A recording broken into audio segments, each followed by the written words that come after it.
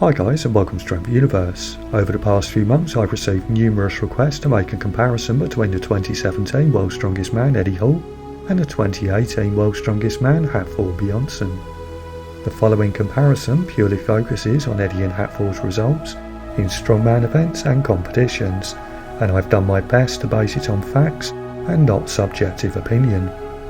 Comparison starts with the axle press taken from the Giants Live 2017 Europe's Strongest Man, where both athletes achieved their personal records, and in the case of Eddie a former world record.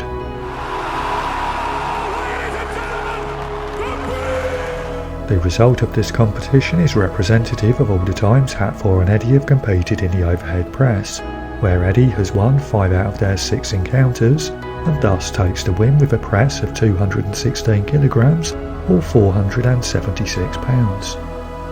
The axle press is followed by the conventional deadlift, and Eddie became the first person in history to pull 500 kilograms at the 2016 World Deadlift Championships, and that record was broken, albeit outside of competition, by Hafthor in May 2020.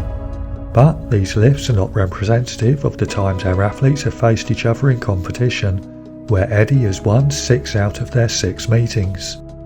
There's no doubt that Hafthor's deadlift improved significantly after Eddie retired, but that does raise the question as to what may have happened if Eddie and Hafthor didn't retire.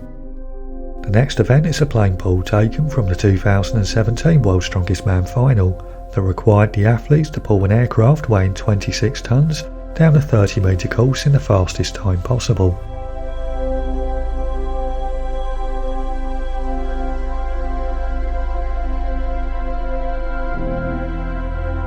The result of this event matches the outcome of all the competitions where Eddie and Hafthor have faced each other in a truck, bus or plane pull event, with Hafthor winning 5 out of 5 times, and that is represented here with Hafthor narrowly beating Eddie by just under 2 seconds.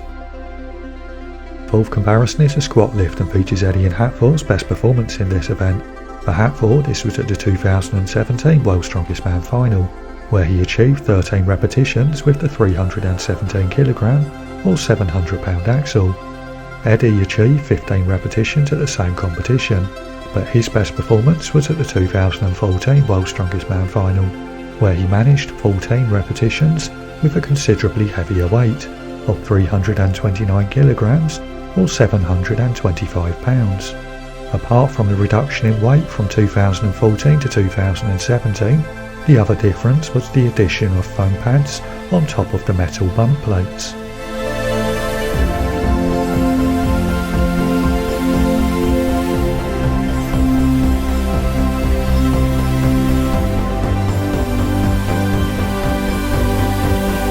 It should be noted that Hafthor suffered a quad injury 2.5 weeks before the 2017 World's Strongest Man, but even so the result shown here matches their previous outings, where Eddie has won on 4 out of 4 occasions.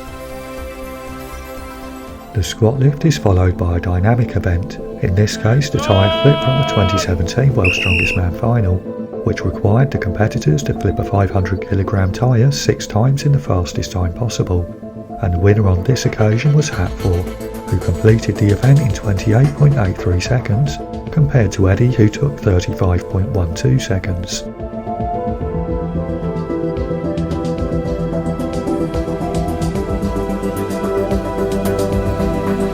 Of the dynamic events, which includes the likes of the Finkel's Fingers, Keg Toss, Power Stairs, Frame Carry and the Super Yoke, Hafthor takes the win more often than not, having been victorious in 5 out of their 6 encounters.